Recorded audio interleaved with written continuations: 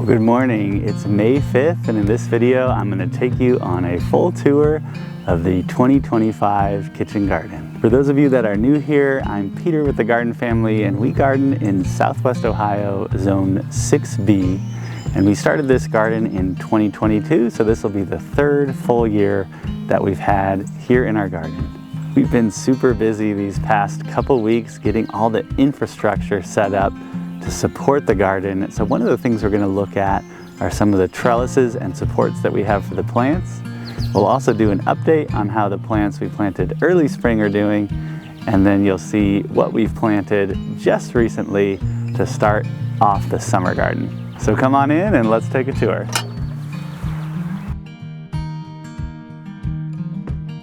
One of the projects we recently completed is this tomato tower. This is sort of the 2.0 version of the tomato tower.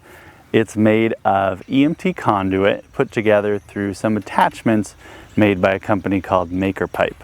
Now, I'm not going to go into details of how this is built because I want to field test it for 1 year, make sure that it works exactly as I envisioned it. This is a concept that I came up with, so it's relatively unique, and I just want to make sure that it's vetted before I give you the exact details of how to make it. The concept, however, is that there's 6 tomato plants in this 4-foot by 12-foot bed, and they're planted next to this sort of trident-shaped support system. And each plant I'm going to train to 3 different leaders, and then once they're on the leaders, I'll keep them as sort of a single stem on that leader. As far as the tomato plants themselves, these were planted just 2 days ago. There's 6 different varieties. I'll put the varieties up on the screen. And if you want to see how these do and how this trellis support system does, go ahead and consider subscribing to our channel, and I'll be giving updates throughout the growing season. And probably, if it works really well, have a full build tutorial in the future. These aren't the only tomatoes that we're going to grow in the garden, and the other ones are actually grown in 3 separate ways that we are supporting them. So let's go take a look at those. Over here in this row, we have 3 different tomatoes grown in these 8-foot custom tomato cages. These are made from a cattle panel that has been cut and then bent. There's actually 2 pieces to each of the cages, and then they're just fastened together using either zip ties or wire. We prefer this method of supporting tomatoes that are pretty aggressive growers, so think a cherry tomato. So this is a Sun Gold cherry tomato. The way we train these is to train single leaders up each one of these 12 vertical components around the tomato cage. What ends up happening there is because they're all trained on these outside portions, the inside actually stays free, allowing good airflow and reduced disease. Over here we had just a few more varieties of tomatoes we wanted to grow, and so we used straw bales, 3 different straw bales here. And if you're interested in how to grow things in straw bales, we will have a series of videos, and you can find part 1. I'll put the link up here. But these ones, we just have 3 different tomato plants, and here I'm going to train them to a single leader up this 10-foot EMT conduit. To give it additional support, there's T-posts on either side, and then there's this cross brace of EMT, and then I have a wire attachment holding these vertical portions to that cross brace. Tomatoes get pretty big and heavy, so that will allow them to have some additional support. There's one last way we're growing tomatoes, and you can maybe see it a little bit behind me. So let's go take a look at our Determinant paste tomatoes that we grow in straw bales. Right here we have 3 rows of Determinant, so the bush type of paste tomatoes. They're all grown in straw bales. Each row has 10 plants in 5 straw bales, so 2 plants per straw bale. One of the ways we're supporting them that's new this year is you can see these sort of bent V-shaped cattle panels, and then they're supported by T-posts in the middle with wire attachments. Last year we used just those sort of flimsy tomato cages, thinking that since they were just the bush type of tomatoes that would be enough to support them. They had a lot of fruit, they got really heavy, those all bent, kind of fell over. Fruit was sort of down on the damp straw, and it was harder to harvest, and we had more disease than we hoped for. So in this one, we're going to just do these cattle panels. They're significantly stronger, more rigid, and they should allow us to keep these vigorous plants in check and get a good, easy harvest. This design is also new to us, so we just want to sort of vet it for one season and make sure it works really well. And if it does, we'll put up some more details in a future video. Let's go take a look at some of the things that we planted earlier in the spring. We'll start with the garlic and onions. The garlic we planted last October, and if you haven't grown garlic in your garden before, I highly recommend it. Super easy to grow, and it's really nice to have a crop that you plant in the fall, which is such a nice, slow time of year. And then it's already done in the spring when things get really busy. Here in Zone 6, we grow hardneck varieties of garlic, and those will create a flower stalk, sort of an added bonus of a harvest, because that will show up in just a few weeks from now, and we'll be able to harvest it. It has a texture of asparagus, but the taste of garlic really good in stir fries. We've had really good luck storing our garlic. In fact, we are still eating the garlic that we harvested last June. These will be ready to harvest in a little bit more than a month. Our onions we planted this year, but pretty early, March 8th. We had a string of pretty good weather, and onions are the most cold hardy thing that you plant in the spring. We did put a light frost cloth over the top just to protect the young seedlings in that early season, but we've had really good growth and they've all done really well. The varieties we're growing this year, there's 3 repeats: Patterson, Sierra Blanca, and Cabernet. Those all did really well for us last year. And then we have a new red onion we're trying, Rosa de Milano. There actually is one other variety of onion that we're growing, but it's in a different bed, so let's go look at that bed. This is a mixed bed, but in the foreground you can see the Ailsa Craig onions. We put them in a different bed, and we're going to give them a little bit more spacing. These onions get really big. They're not great for storage, but they're good for fresh eating. And we just want to see how big of an onion we can grow. So far, they're really living up to their name and reputation in that they are really big already for this early in the season. The other thing we have in this bed is spinach and radishes, which we're just about to harvest the rest of, lettuces, carrots, and then cilantro and dill. As far as our Brassica family plants, this is all of our broccoli. Varieties we like include Green Magic and Emerald Crown. These we planted late March, I believe, and they're doing pretty well. We see some pretty vigorous growth, and we're just starting to see some small broccoli heads form. In the same bed, we have a few cabbage. This is the Furrow cabbage, and it did really well for us last year. We're just starting to get some heads forming on that. One other bed with Brassicas has our cauliflower and a different kind of cabbage. In this bed we have the early Jersey Wakefield cabbage, just a couple of them, and then we also have multiple areas of cauliflower. The cauliflower was less cold hardy than the broccoli and did have a little bit more damage when we had a night in the low 20s despite it being covered, but it does look like it's recovered well. We do have one more bed of cool weather crops, but that actually has already been succession planted with a warm weather crop, so let's go take a look at that and talk about how we planned that out. This bed has a mixture of cool weather crops, but they're all crops that we anticipate fully harvesting really before June. So we have a Crispin iceberg lettuce here, Tendita romaine, we've got kohlrabi, and then a quick star kohlrabi.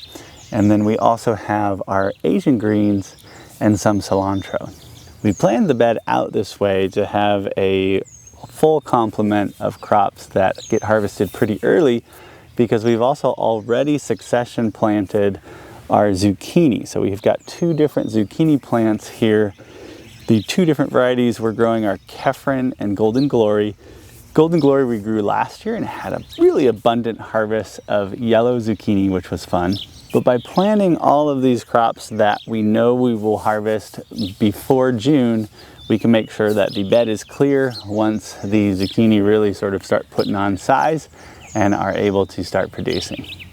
Last thing you might notice about this bed and a lot of the other beds is that we have these hoops for row covers. That allowed us to plant these plants very, very early and give them some cold protection. And then we also always like growing our zucchini with hoops because it allows us to net them and protect them from squash vine borer as we get into the summer. Now that we went over some of the early spring plants, let's look at some of the things that we've planted really recently. We've got our peppers here in this bed. We just planted them yesterday, and I wanted to take just a little bit of time and talk about what is sort of ideal planting weather for summer plants. The perfect weather, although you almost never get it, would be to have a warm drizzle as we get into the growing season. So think a relatively warm night where your nights, are well into the 50s, and then a, 70-ish degree but overcast day when you're planting out. That gives the plants a little bit of time to get settled without having that really harsh sun. Even though you harden them off, I do notice that there's a little bit of transition, and it helps ease them into sort of the heat of summer and the outdoors, and also gives them just a little bit of moisture to get their roots established.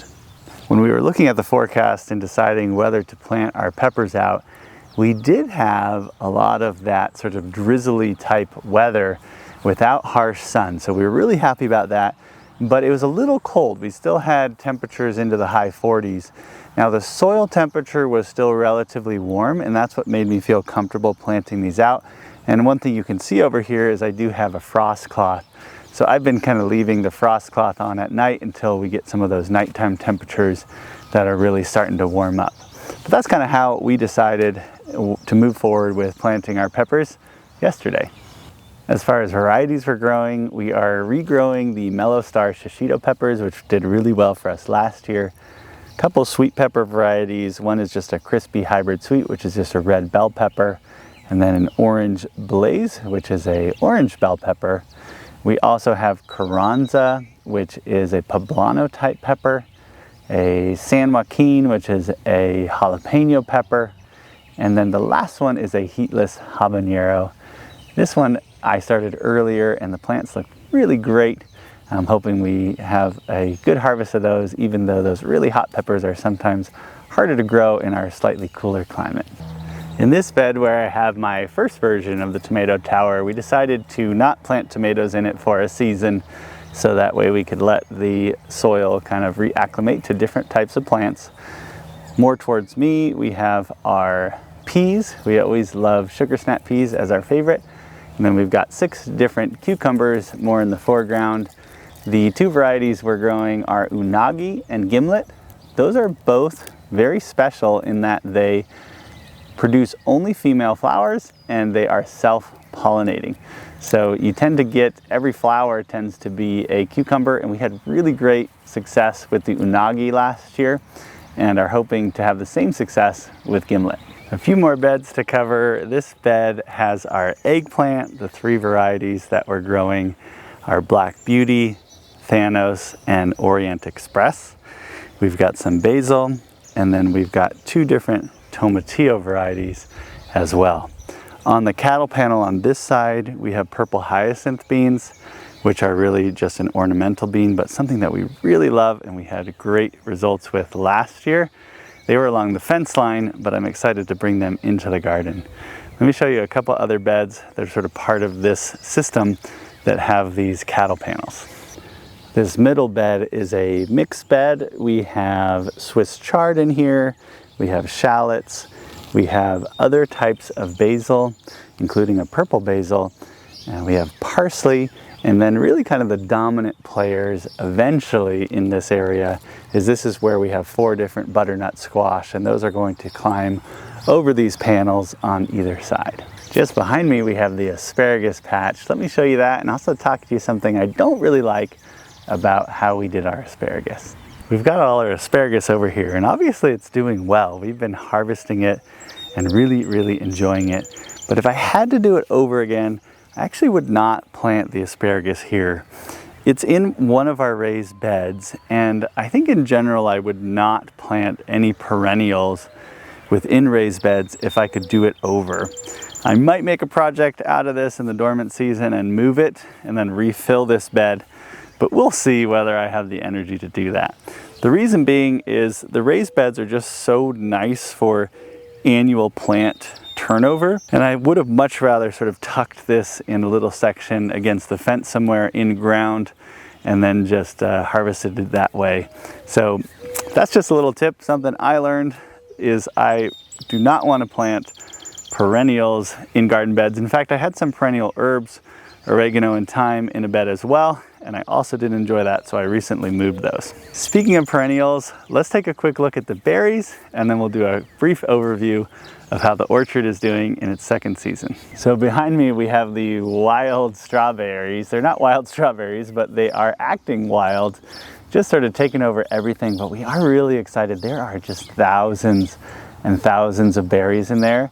They took over the paths and I never got around to clearing them out, but my decision was let's just let them fruit, and then more towards the middle of summer, after they're done fruiting, I'll clear out the paths and regain those. We've got some rhubarb here, and then let's take a quick look at the blueberries and raspberries. In the foreground, I have the blueberry bushes. These are all on a slightly raised bed. And then in my background, I have all the raspberries. Both are doing really well, the raspberries especially. One thing I probably would have done differently is just done something to put down some sort of root barrier to contain the raspberries. They're just trying to spread everywhere. So that's gonna be a project I'm gonna have to do in the future, is sort of build a trench and put something that will contain the spread of the raspberries. The blueberries are much more tame, and so the raspberries are actually trying to come up into the blueberry bed. Speaking of fruit, let me take you on a quick tour of some of the orchard plants and see how those are doing. The majority of the orchard was planted last spring. This beautiful tree right here is a meteor tart cherry tree. Just a really lovely tree. Behind me, I have all of my peach trees. Other things we're growing in the orchard include jujubes, a variety of different plums, and then of course, quite a few apples. This little tree right here is a Methley plum tree, one of the plums that I'm really excited about. I also forgot to mention we have quite a few varieties of pear tree as well, including Asian pears as well as traditional European pears. Let's also take a quick look at some of the apple trees that we planted a year before. So now these are coming into their third season. These apples I planted in the spring of 2023, and they are doing incredibly well. In fact, this apple right here in front of me, I have a series of videos kind of showing me training it from when it was pretty young until now. And this is the first year that we actually have some fruit on the tree. In fact, most of these third-year trees are already fruiting. Over in this area of the garden, we have a ground cherry. That's going to be new for us this year. Hopefully we like the taste, because I've heard it's kind of mixed as far as whether people like it or not. We've got a couple apple trees. These are a year younger than the ones we just looked at. And then we have some of our columbine flowers. Those are some of the perennial winter sown plants that we planted last year. They're doing really well this year. Just one last thing to look at before the tour is done, and that's kind of the sunken area where I have a lot of straw bale gardens for my melons and watermelon. I was walking over to the melon area and I forgot to mention we do have one row of in-ground potatoes. I found potatoes do really well in mounded in-ground beds. The varieties of potatoes we're growing include Kennebec, Purple Viking, and then we're trying a new variety, Strawberry Paw. The other two varieties are some of our favorites. And the last part of the garden tour, this area has both our melons. We're growing a big variety of melons. I'll put the names up on the screen, and they're all growing up these cattle panels. And then we have some netting that we'll use to hold the melons. Melons will generally slip from the vine. Because many melons, including cantaloupe, will slip from the vine, the developing fruit we can put into these bags. They're made for soccer balls, and then we attach the bags to the cattle panel. So we'll put it up right here. The melon will be inside. When it's ripe, it'll actually slip, meaning it'll fall off the vine, and we can just come out here and find a cantaloupe sitting in here, our own little mini grocery store. Take this inside and enjoy it. For our watermelon, we're growing them in straw bales again. That worked really well for us last year. This year we're going to try to give them some vertical support as well. And we're really excited because we finally got some seedless watermelon to germinate. We didn't have success with them last year. So we're growing Anza, which is a smaller seedless watermelon. Thing about seedless watermelon, they do need a pollinizer. So Ace is generally considered the pollinizer.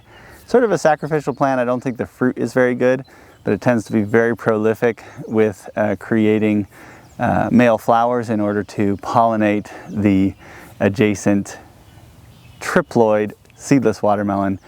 Triploid just means it has an extra set of chromosomes, so it doesn't create its own viable pollen. Over this way in front of me, this is where the sweet potatoes are going to go. It's one of the few things we haven't planted yet. Behind me, we've got a few solitary straw bales. Those are going to have our pumpkins. We love just letting those sort of sprawl out over here and had really good success with that last year. So that about does it for our spring garden tour. I hope you guys enjoyed it. I know that a lot of the plants are just planted, but if you want to see how they all turn out, how the trellises work, we will be doing updates. And if you're not a subscriber, go ahead and subscribe so you can see those if that's what you're interested in. Hope you guys are doing well. If there are any questions that I didn't answer today, please let me know in the comments. I'm happy to answer them. Happy gardening, everyone.